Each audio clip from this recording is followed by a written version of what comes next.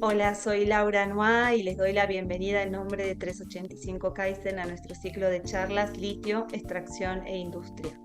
En esta primera charla, Sebastián Báez, director ejecutivo de 385 Kaizen, conversará con Ernesto Picó sobre litio, historia y presente en Argentina. Ernesto es cronista, docente de grado y posgrado e investigador. Autor de varios libros, entre ellos Crónicas del litio, Sudamérica en disputa por el futuro de la energía global, publicado por editorial Futuro Rock en el año 2022. Soñar con las islas, una crónica de Malvinas más allá de la guerra, de editorial Prohistoria en el año 2020. Y Crónicas de Tierra y Asfalto por Edunce, publicado en el año 2019. También en el año 2019, Ernesto ganó la beca Michael Jacobs de Crónica Viajera. En el año 2015 él fue finalista del premio Nuevas Plumas y en el año 2014 fue ganador del premio Crónicas Interiores. Ernesto es doctor en comunicación por la Universidad Nacional de La Plata y en ciencias sociales por la Universidad de Buenos Aires. En la Universidad actualmente Nacional de Santiago del Estero es profesor regular de Historia de los Medios.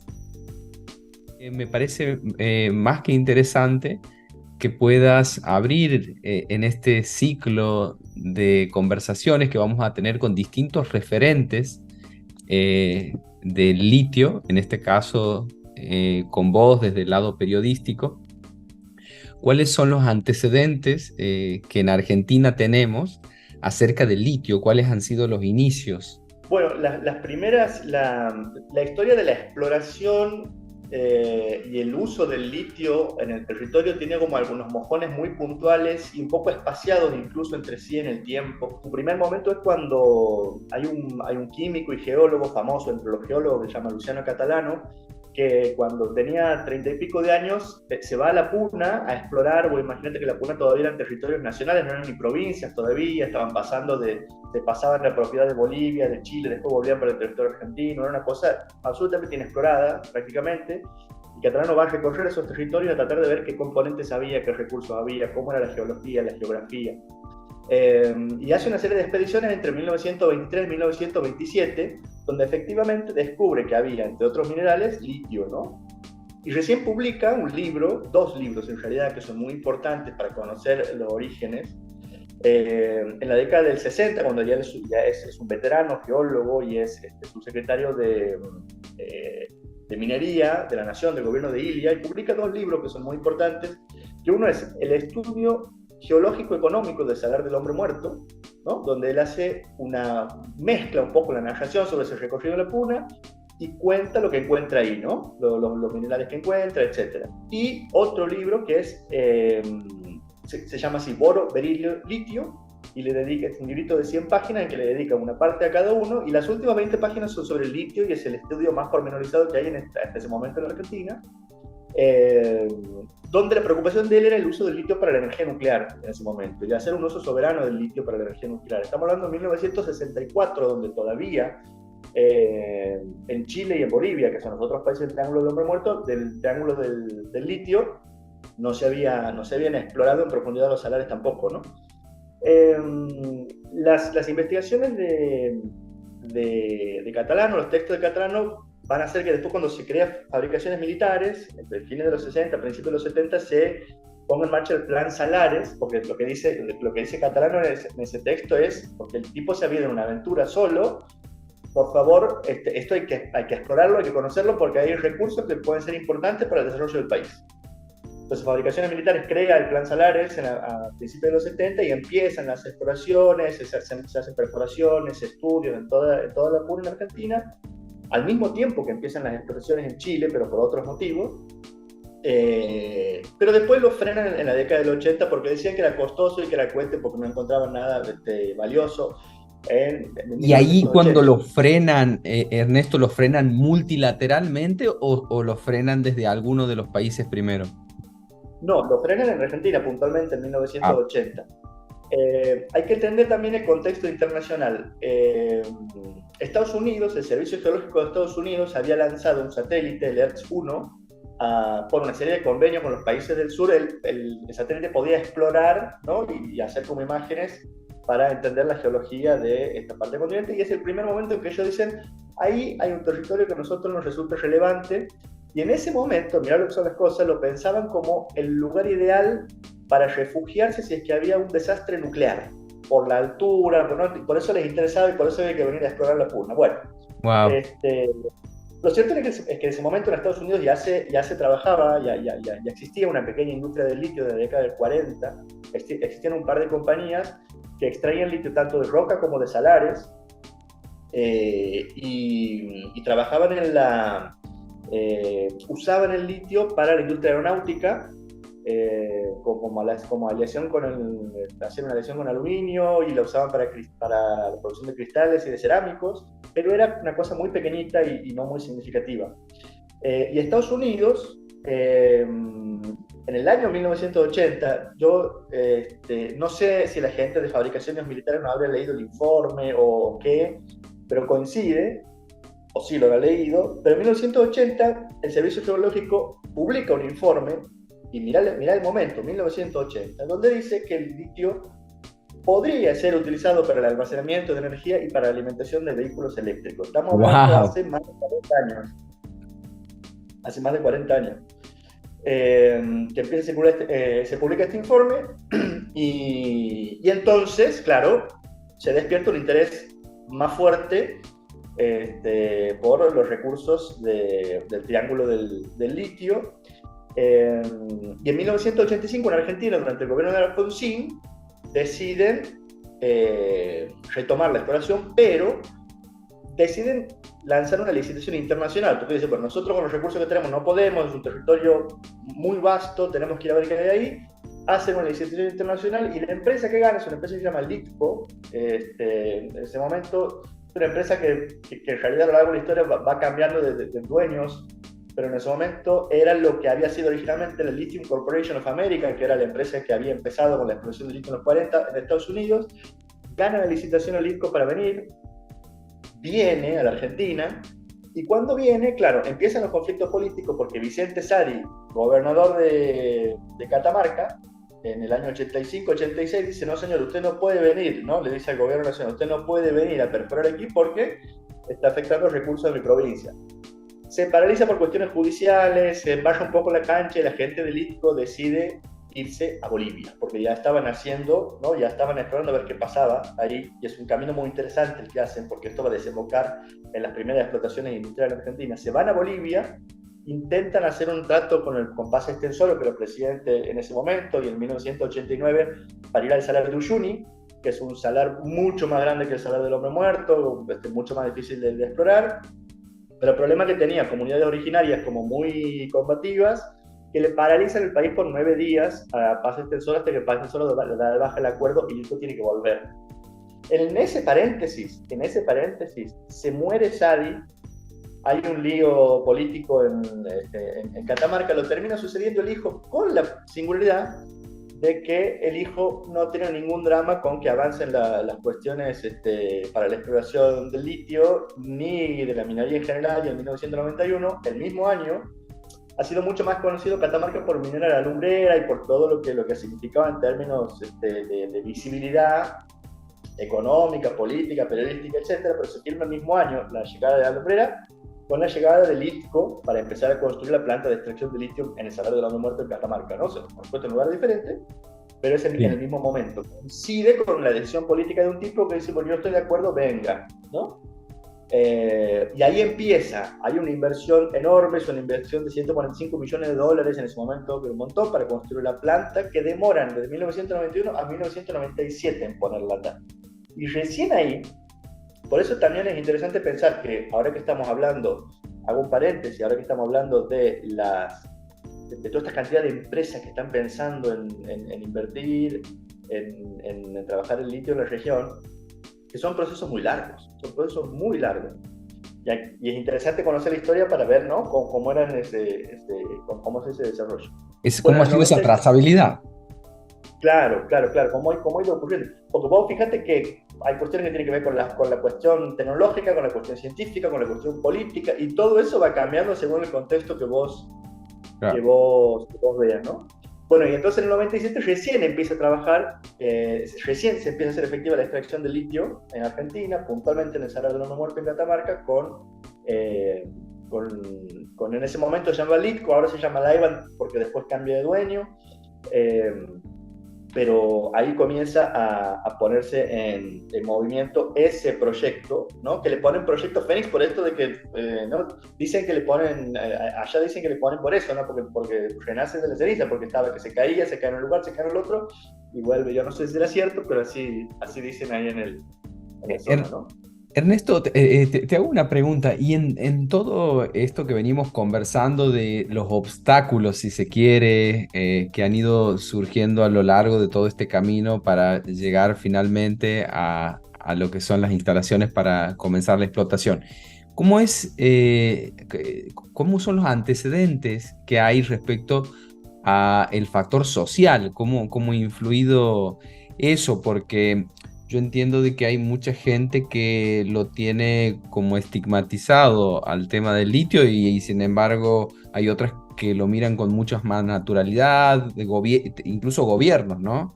De que están a total favor y otros que no quieren promover. Sí, una de las cosas que yo he aprendido haciendo la investigación para el libro es que es un tema tan complejo que uno no puede dividirlo como en polos opuestos a la discusión, ¿no? Es como una trama donde hay intereses muy diversos, donde hay posicionamientos muy diversos, donde hay miradas muy diversas entre los empresarios, entre los gobiernos, entre los pueblos originarios, ¿no? Entre los científicos, científicas incluso. Vos tienes, vos sé cuando baja la IBEN a Catamarca, la primera preocupación era en parte ambiental, por supuesto, pero también había una preocupación que tenía que ver con la cuestión laboral, ¿no? Si aquí va a haber laburo para las comunidades, ¿no? Entonces ese era el primer tema de negociación. Incluso hoy en Bolivia, donde hay un proyecto como muy diferente, porque es 100% estatal, la discusión del gobierno con las comunidades no es por la cuestión ambiental, sino por la participación en la distribución de las regalías, ¿no? Sí, entiendo que sí. Aquí, en Argentina, sí hay una discusión que tiene que ver con la cuestión ambiental, con cuánto impacta, porque la realidad es que todavía no hay estudios lo suficientemente profundos para entender cuál es la incidencia de la explotación del litio en los ecosistemas. Porque además vos necesitas estudios que sean prolongados en el tiempo, ¿no? Porque los contextos van cambiando. Y como vos decías al principio, hay comunidades que se resisten, las ha habido en Catamarca, las hay en Salta y en Jujuy, y hay comunidades que aprovechan, ¿no?, ciertos beneficios que la industria del litio trae a las comunidades.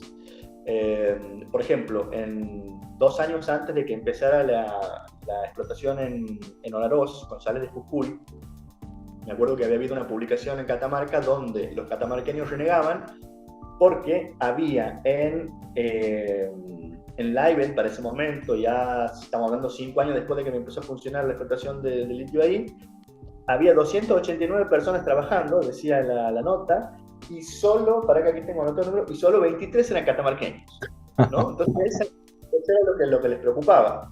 Después, por supuesto, había cuestiones que tenían que ver con la cuestión ambiental y demás. Pero en Jujuy toman nota de esto, sale de Jujuy, toma nota y tiene una política de vincular a las comunidades. ¿Por qué?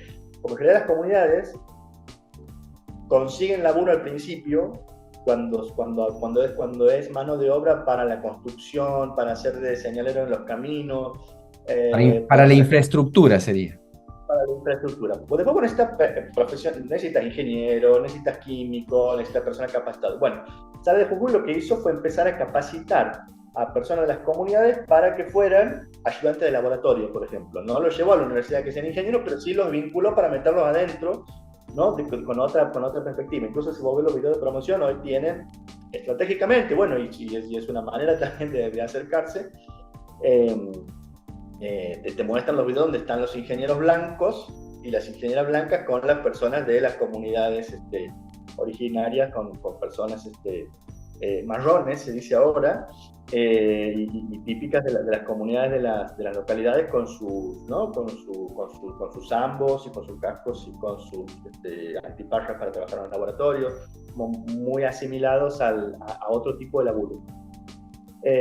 Y otra razón por la que las comunidades sí reciben más amigablemente a las empresas tiene que ver con que las empresas bajan con proyectos de construir caminos, de construir escuelas y demás. Hay comunidades que resisten porque se niegan a que las empresas que hacen pedimentos vayan a perforar el territorio, porque reclaman que se hagan las consultas que por la legislación internacional tendría que haberse, y a veces se hacen y a veces no se hacen tan bien.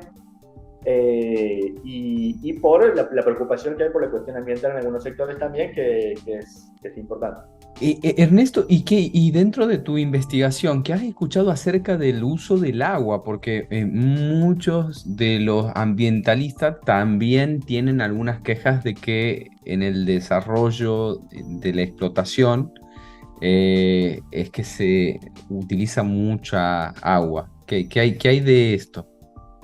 Mira, lo que ocurre es que por un lado está el tema de la salmuera que se bombea desde el subsuelo, digamos, de los salares, ¿no? Que eso se vuelve en betones, con ese sistema que es el que todavía se sigue usando, que es el mismo de hace 30 años y quizás un poco más, que es un sistema que, como te decía, es una de las cuestiones por las que todavía no se estudia lo suficiente a ver cómo cambia el ecosistema ante ese bombeo permanente, ¿no? Porque son millones de litros por día de domingo a domingo, y eso tiene un efecto sobre el ecosistema, solo que todavía no se ha medido lo suficiente. Y después está el agua que se usa el agua que se usa para que funcionen las plantas, la planta, quiero decir, las instalaciones. Se construyen líneas para traer agua de los ríos. Claro, acueductos.